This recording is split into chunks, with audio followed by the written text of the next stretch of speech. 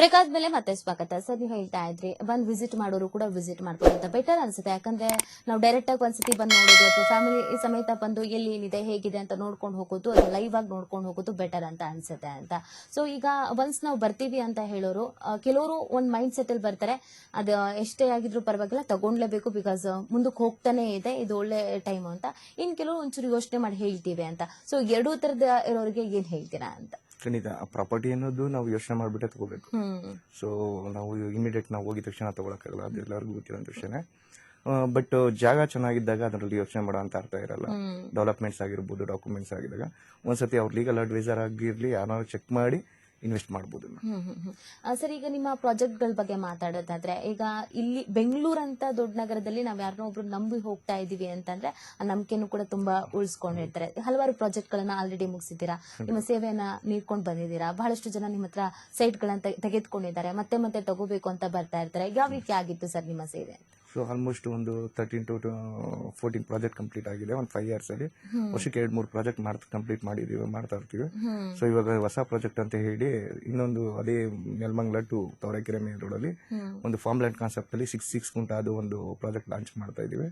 ಅದೇ ತರ ಈಗ ನೆಲಮಂಗಲ ರೈಲ್ವೆ ಗೊಲ್ಲಳ್ಳಿ ಮಾಡಿದೀವಿ, ಹೆಸರುಘಟ್ಟ ಬಸವಣ್ಣ ಟೆಂಪಲ್ ಮಾಡಿದೀವಿ, ಮೈಸೂರು ಕೆಂಗೇರಿ ನಿಯರೆಸ್ಟ್ ಮಾಡಿದೀವಿ.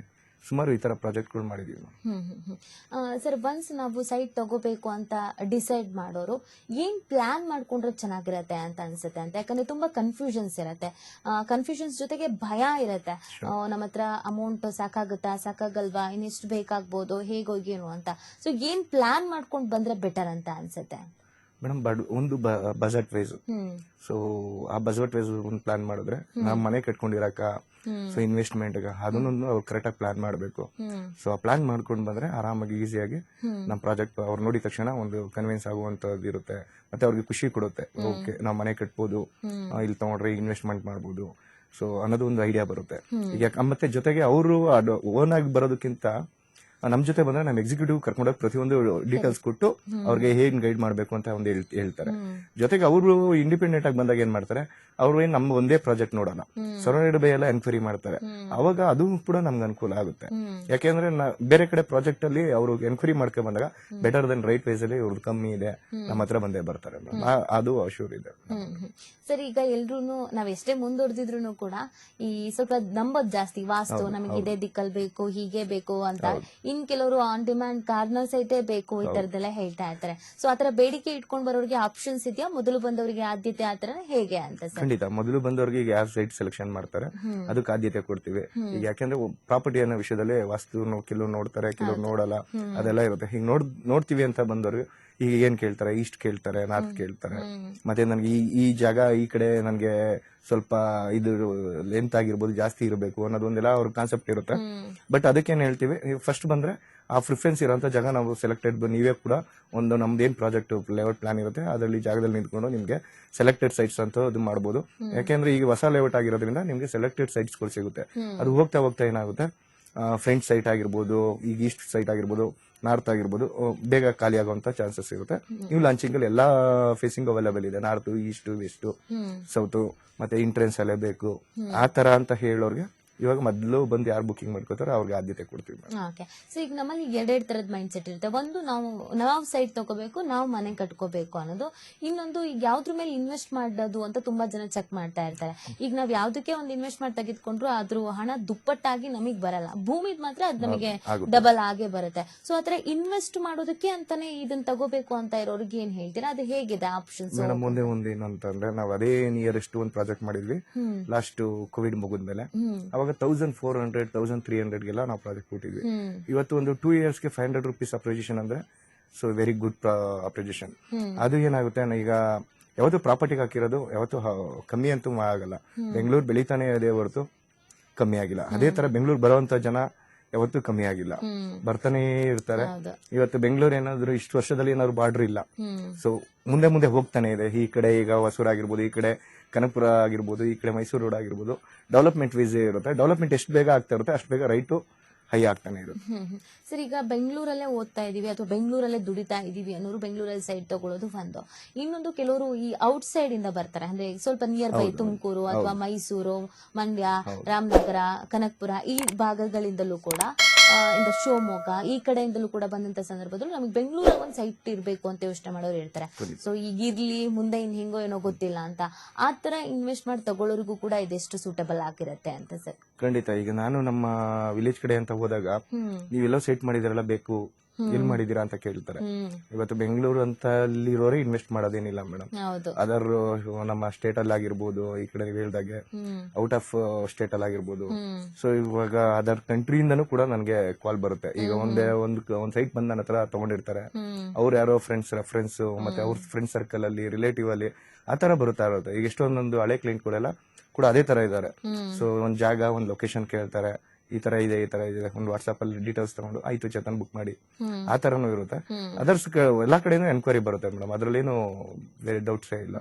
ಸೊ ಅಲ್ಲಿ ನಿಂತ್ಕೊಂಡು ಮಾಡೋರು. ಈಗ ಎನ್ಕ್ವೈರಿ ಈ ಪ್ರಾಪರ್ಟಿ ಇನ್ವೆಸ್ಟ್ ಮಾಡಕ್ಕಂತೂ ಯಾರು ಗೊತ್ತಿಲ್ಲದವರು ಯಾರು ಬರಲ್ಲ. ಸೊ ಎಲ್ಲ ಎನ್ಕ್ವೈರಿ ಮಾಡಿರ್ತಾರೆ ಮತ್ತೆ ಡೀಟೇಲ್ಸ್ ತಗೊಂಡಿರ್ತಾರೆ. ಸೊ ಅದಾದ್ಮೇಲೆ ಇನ್ವೆಸ್ಟ್ಮೆಂಟ್ ಮಾಡಿ ಬರ್ತಾರೆ. ಇಂಥ ದಿನ ನಾವು ರಿಜಿಸ್ಟರ್ ಬರ್ತೀವಿ, ರೆಡಿ ಆಗಿರಿ ಅಂತ ಹೇಳಿದ್ರೆ ಸೊ ಅದೇ ತರ ನಾವು ಇದು ಮಾಡ್ತೀವಿ. ಈಗ ಆನ್ ಸ್ಪಾಟ್ ಬುಕಿಂಗ್ ಮಾಡ್ಕೊಳ್ಳೋರು ಕೂಡ ತುಂಬಾ ಜನ ಇರ್ತಾರೆ. ಆತರ ಆನ್ ಸ್ಪಾಟ್ ಬುಕಿಂಗ್ ಮಾಡ್ಕೊಳ್ಳೋರಿಗೆ ಏನಾದ್ರು ಆಫರ್ ಇದೆಯಾ ನಿಮ್ ಕಡೆ? ಮೇಡಮ್ ಆಫರ್ ಅಂತ ನಾವು ಈಗ ಒಂದು ಫೆಸ್ಟಿವಲ್ ಆಫರ್ಗೆ ಒಂದು 5 ಗ್ರಾಮ್ ಗೋಲ್ಡ್ ಕೊಡ್ತಾ ಇದೀವಿ. ಅದಕ್ಕಿಂತ ಹೆಚ್ಚಿನದಾಗಿ ಹೇಳೋದಾದ್ರೆ ಒಳ್ಳೆ ಆಫರ್ ಅಂತಂದ್ರೆ ಅವ್ರ main documentation and budget wise ಹೊರಗಡೆ ಅದಕ್ಕೆ ನಮ್ಮ ಪ್ರಾಪರ್ಟಿಗೂ ಬೇರೆ ಪ್ರಾಪರ್ಟಿಗೂ ಇರೋ ಅಂತ ರೈಟ್ ವೈಸ್ ನಮ್ಮಲ್ಲಿ ಆಫರ್ ಅವಲ್ಲಿ. ಈಗೆಲ್ಲ ಆನ್ಲೈನ್ ರಿಜಿಸ್ಟ್ರೇಷನ್ ಆನ್ಲೈನ್ ಅಂತ ಹೇಳ್ತಾ ಇರ್ತಾರೆ. ಈಗ ಅವರೆಲ್ಲ ಹೊರಗಡೆ ಇರ್ತಾರೆ, ಮುಂಬೈ ಅಥವಾ ಪುಣೆ ಇಲ್ಲಿ ಇರ್ತಾರೆ. ಅವ್ರಿಗೆ ಬೆಂಗಳೂರಲ್ಲಿ ಒಂದು ಸೈಟ್ ಮಾಡ್ಕೊಂಡು ಆಮೇಲೆ ಎಲ್ಲಿಂದ ಇಲ್ಲಿಗೆ ಶಿಫ್ಟ್ ಆಗೋಣ ಅಥವಾ ಇಂದ ಫ್ಯೂಚರ್ ಶಿಫ್ಟ್ ಆಗೋಣ ಅನ್ನೋ ಪ್ಲಾನಿಂಗ್ ಅಲ್ಲಿ ಇರ್ತಾರೆ. ಸೊ ಅವರು ಆಲ್ರೆಡಿ ನಿಮ್ಮ ಹತ್ರ ಸೈಟ್ ತಗೊಂಡಿರ್ತಾರೆ ಅಥವಾ ಅವ್ರ ಸಂಬಂಧಿಕರು ಯಾರು ತೆಗೆದುಕೊಂಡಿರ್ತಾರೆ. ಆತರ ವ್ಯವಸ್ಥೆ ಹೇಗಿದೆ ಅಂತ ಸರ್ ಅವ್ರಿಗೆ ಆಪ್ಷನ್ಸ್ ಅಂತ ನೋಡಿದ್ರೆ? Registration office ಬರಲೇಬೇಕಾಗುತ್ತೆ. ಸೊ ಅವ್ರು ಏನೇ ಬುಕಿಂಗ್ ಪ್ರೊಸೆಸಿಂಗ್ ಅದು ಇದು ಅಂತೆಲ್ಲ ಅಲ್ಲಿ ಮುಗಿಸ್ಕೊಂಡ್ರು ಎಂಡ್ ಆಫ್ ದ ಡೇ ರಿಜಿಸ್ಟ್ರೇಷನ್ಗೆ ನಮ್ಮ ಏನ್ ಸಬ್ ರಿಜಿಸ್ಟರ್ ಆಫೀಸ್ ಇರುತ್ತೆ ಅಲ್ಲಿ ಬಂದು ರಿಜಿಸ್ಟ್ರೇಷನ್ ಬರಲೇಬೇಕಾಗುತ್ತೆ. ಇನ್ ಮಿಕ್ಕಿದ ಪ್ರೊಸೆಸ್ ಎಲ್ಲ ಅದಕ್ಕೆ ಮುಂಚೆ ಏನೇ ಔಟ್ ಆಫ್ ಎಲ್ಲೇ ಇದ್ರು ಕೂಡ ನಾವು ಮಾಡ್ಕೊಡ್ತೀವಿ. ಓಕೆ, ನೀವ್ ಹೇಳ್ತಾ ಇದ್ರಿ ಲೀಗಲ್ ಆಗಿ ನಾವು ಕೂಡ ಅಡ್ವೈಸ್ ಮಾಡ್ತೀವಿ, ನಮ್ಮ ಹತ್ರನೂ ಇರ್ತಾರೆ.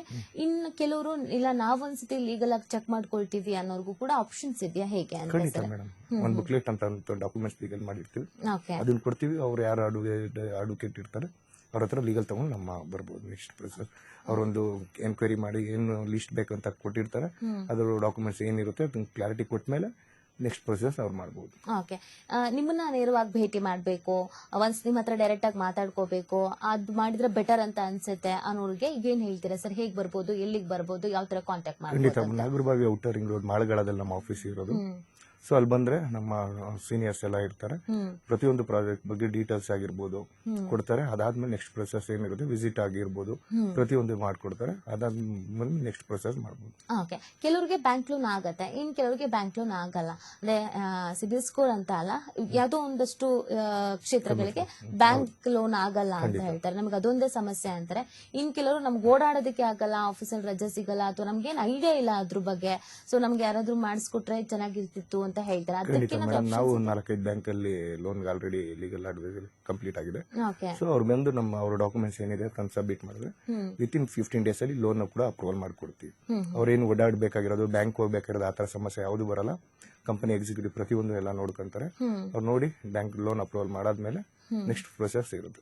ಓಕೆ, ಈಗ ಸೈಟ್ ತಗೋಬೇಕು ಅಂತ ಬಹಳ ವರ್ಷಗಳಿಂದ ಅನ್ಕೊಳ್ತಾ ಇರ್ತಾರೆ, ಆದ್ರೆ ಹೆಂಗ್ ತಗೊಳ್ಬಹುದು ಇಂದ ರೈಟ್ ಟೈಮ್ ಬಂದಿಲ್ಲ ಅಂತ ಯೋಚನೆ ಮಾಡ್ತಾ ಇರ್ತಾರೆ. ಆತರ ತುಂಬಾ ಯೋಚನೆ ಮಾಡಿ ಎಷ್ಟು ಜನ ಹಿಂದೇಟ್ ಆಗ್ತಾ ಇರ್ತಾರೆ, ತಗೊಳ್ಳೋದು ಬೇಡವೋ ಅಂತ. ಬಟ್ ಭೂಮಿ ಬೆಲೆ ಜಾಸ್ತಿ ಆಗ್ತಾನೆ ಹೋಗ್ತಾ ಇದೆ. ಸೊ ಅಂತವ್ರಿಗೆ ಏನ್ ಹೇಳ್ತೀರಾ, ಏನ್ ಅಡ್ವೈಸ್ ಮಾಡ್ತೀರಾ ಅಂತ? ಖಂಡಿತ ಮೇಡಮ್, ದಿನ ಅನ್ನೋದು ಮುಂದೆ ಹೋಗ್ತಾನೆ ಇರುತ್ತೆ. ಅದೇ ತರ ಪ್ರಾಪರ್ಟಿ ಅನ್ನೋದನ್ನು ಕೂಡ ರೈಟ್ ಜಾಸ್ತಿ ಆಗ್ತಾ ಇರುತ್ತೆ. ನಾವು ವೆಯ್ಟ್ ಮಾಡಿದಷ್ಟು ರೈಟ್ ಜಾಸ್ತಿ ಕೊಟ್ಟು ತಗೊಳ್ಳೇಬೇಕು ಪ್ರಾಪರ್ಟಿ ಅನ್ನೋ ವಿಷಯದಲ್ಲಿ. ಸೊ ಇವತ್ತು ಒಂದ್ ರೈಟ್ ಇತ್ತು ಅಂದ್ರೆ ನೆಕ್ಸ್ಟ್ ಇಯರ್ ಆ ರೈಟ್ ಇರಲ್ಲ. ಖಂಡಿತ ಯಾರು ಯೋಚನೆ ಮಾಡ್ದಂಗೆ ಒಳ್ಳೆ ಕಡೆ ಡಾಕ್ಯುಮೆಂಟ್ಸ್ ಇರುವಂತ ಪ್ರಾಪರ್ಟಿಗಳನ್ನ ಖಂಡಿತ ಬಂದು ಆದಷ್ಟು ಬೇಗ ಪರ್ಚೇಸ್ ಮಾಡಿ ಅಂತ ಹೇಳಿ. ಓಕೆ, ಕೆಲವರು ನಾವು ಸೈಟ್ ತಗೊಳ್ತಾ ಇದ್ದೀವಿ, ಸೊ ನಮಗೆ ಈಗ ನಾವು ಕಟ್ಕೋಬೇಕು, ಅಲ್ಲಿವರೆಗೂ ನಮ್ ಸಪೋರ್ಟಿವ್ ಆಗಿ ನಿಂತ್ಕೊಳ್ತೀರಾ? ಅಂದ್ರೆ ಬೆಂಗಳೂರು ಅಂತ ಮಹಾನಗರದಲ್ಲಿ ಯಾರೋ ಒಬ್ರು ಸಪೋರ್ಟಿವ್ ಆಗಿ ಅಥವಾ ಅಡ್ವೈಸ್ ಮಾಡ್ಕೊಂಡು ನಿಂತ್ಕೊಂಡಿರ್ತಾರೆ ಅಂತ ಅಂದ್ರೆ ಅದು ದೊಡ್ಡ ವಿಚಾರವೇ. ಸೊ ನಮಗೆ ನೀವು ಹೆಲ್ಪ್ ಆಗಿ ಇರ್ತೀರಾ ಅಂತ ಬಯಸ್ತಾ ಇರ್ತಾರೆ, ಅವ್ರಿಗೆ ಏನ್ ಹೇಳ್ತೀರಾ ಅಂತ? ಖಂಡಿತ ಕೂಡ ರಿಜಿಸ್ಟ್ರೇಷನ್ ಅಲ್ಲ, ಅವ್ರ ಮನೆ ಕಟ್ಟೋವರೆಗೂ ಸೊ ನಾವು ಸಪೋರ್ಟಿವ್ ಆಗಿ ಇರ್ತೀವಿ.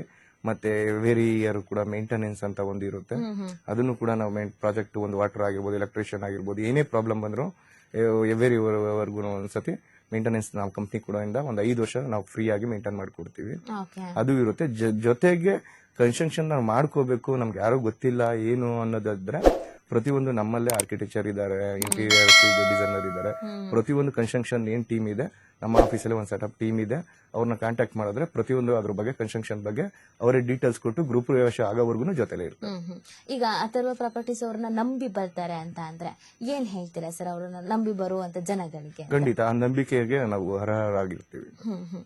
ಈಗ ಸೈಟ್ ಬಗ್ಗೆ ಯೋಚನೆ ಮಾಡೋರ್ಗೆ ತುಂಬಾ ದೂರ ಆಗುತ್ತಾ, ತುಂಬಾ ಹತ್ರ ಆಗತ್ತಾ, ಎಲ್ಲಿದ್ಯೋ ಏನೋ ನಾವೇ ಒಂದ್ಸತಿ ಹೋಗಿ ನೋಡ್ಕೊಂಡ್ ಬಂದ್ಬಿಡ್ತೀವಿ ಅಂತ ಹೇಳೋರು, ಕೆಲವರು ಲೊಕೇಶನ್ ಕಳಿಸಿ ಆ ಲೊಕೇಶನ್ಗೆ ನಾವೇ ಹೋಗ್ತೀವಿ ಅಂತ ಹೇಳ್ತಾರೆ. ಬಟ್ ಅವರೇ ಹೋಗೋದ್ರಿಂದ ಈ ಸುತ್ತಮುತ್ತಲ ಏನೇನ್ ಇದೆ, ಯಾವ ತರ ಇದೆ ಅನ್ನೋದು ಕೆಲವ್ರಿಗೆ ಗೊತ್ತಾಗಲ್ಲ. ಬಿಕಾಸ್ ಅದೇನ್ ತೋರಿಸುತ್ತೆ ಅದ್ರಲ್ಲಿ ಹೋಗ್ತಾರೆ. ಬಟ್ ನಿಮ್ ಜೊತೆನೆ ಹೋಗೋದ್ರಿಂದ ಸುತ್ತಮುತ್ತ ಏನ್ ಡೆವಲಪ್ಮೆಂಟ್ ಆಗ್ತಾ ಇದೆ, ದ ಫ್ಯೂಚರ್ ಏನೇನ್ ಹೆಲ್ಪ್ ಆಗುತ್ತೆ, ಸ್ಕೂಲ್ಸ್, ಕಾಲೇಜಸ್, ಹಾಸ್ಪಿಟಲ್ಸ್, ಮಾಲ್ಸ್ ಪ್ರತಿಯೊಂದನ್ನು ಕೂಡ ನೀವು ಎಕ್ಸ್ಪ್ಲೇನ್ ಮಾಡೋದ್ರಿಂದ ನಿಮ್ ಜೊತೆ ಹೋಗೋದು ಬೆಟರ್ ಅಂತ ಎಷ್ಟು ಮಟ್ಟಿಗೆ ಅನ್ಸುತ್ತೆ? ಖಂಡಿತ ಮೇಡಮ್. ಈಗ ನಮ್ ಜೊತೆ ಯಾರು ಇದನ್ನ ಗೈಡ್ ಮಾಡಿದ್ರೆ ನಮ್ಗೆ ಈಸಿ ಆಗಿ ಹೋಗ್ತೀವಿ. ನಾವೀಗ ಲೊಕೇಶನ್ ಹಾಕೊಂಡು ಹೋದ್ರೆ ಅದು ಒಂದೇ ರೂಟ್ ಅಂತೂ ತೋರ್ಸಲ್ಲ, ಸೊ ನಾನಾ ರೂಟ್ ತೋರಿಸುತ್ತೆ. ಅದಕ್ಕಿಂತ ಹೆಚ್ಚಿನಾಗಿ ಹೇಳೋದಾದ್ರೆ ಒಂದ್ಸತ್ ಬಂದ್ರೆ ಇದೇ ಸ್ಕೂಲ್ ಇದೆ, ಇದೇ ಕಾಲೇಜ್ ಇದೆ, ಇದು ಹಾಸ್ಪಿಟಲ್ಸ್ ಇದೆ, ಮತ್ತೆ ಇಲ್ಲಿ ಬಸ್ ಸ್ಟಾಪ್ ಇದೆ. ಪ್ರತಿಯೊಂದು ಈ ರೂಟ್ ಹೇಗಿತ್ತು, ಫ್ಯೂಚರ್ ಹೇಗಿತ್ತು, ಮತ್ತೆ ಇವಾಗ ಹೇಗಾಗಿದೆ, ಸೊ ಪ್ರತಿಯೊಂದು ಡೀಟೇಲ್ಸ್ ನ ನಮ್ಮ ಎಕ್ಸಿಕ್ಯೂಟಿವ್ ಕೊಡ್ತಾರೆ. ಅದನ್ನ ನಾನು ಹೇಳ್ಬಹುದು. ಓಕೆ, ಇಷ್ಟೊತ್ತು ಭಾಗಿಯಾಗಿ ಬಹಳಷ್ಟು ವಿಚಾರಗಳ ಬಗ್ಗೆ ತಿಳಿಸ್ಕೊಟ್ರಿ, ಧನ್ಯವಾದಗಳು ಸರ್. Thank you. ವೀಕ್ಷಕರೇನು ನೀವು ಕೂಡ ಬೆಂಗಳೂರಿನಲ್ಲಿ ಸ್ವಂತದೊಂದು ಸೈಟ್ ತಗೋಬೇಕು ಅನ್ನುವಂತ ಆಸೆ ಇದ್ರೆ ನೇರವಾಗಿ ಕೂಡ ನೀವು ಕಾಂಟ್ಯಾಕ್ಟ್ ಅನ್ನ ಮಾಡಬಹುದು. ಟಿವಿ ಸ್ಕ್ರೀನ್ ಮೇಲೆ ನಂಬರ್ ಬರ್ತಾ ಇದೆ, ಆ ನಂಬರ್ಗೆ ಕಾಲ್ ಮಾಡಬಹುದು, ಹೆಚ್ಚಿನ ಮಾಹಿತಿಯನ್ನ ಪಡ್ಕೋಬಹುದು ಮತ್ತು ಎಲ್ಲಿ ಲೊಕೇಶನ್ ಇದೆ ಆ ಲೊಕೇಶನ್ಗೆ ಇವರು ಜೊತೆಗೆ ಹೋಗಬಹುದು. ನಿಮಗೆ ಇಷ್ಟ ಆದ್ರೆ ಅಲ್ಲೇ ಮಾತಾಡ್ಕೋಬಹುದು. ಇದಾಗಿತ್ತು ಇವತ್ತಿನ ವಿಶೇಷ. ನೋಡ್ತಾರೆ TV5, ಇದು ವಾಸ್ತವದ ಪ್ರತಿರೂಪ.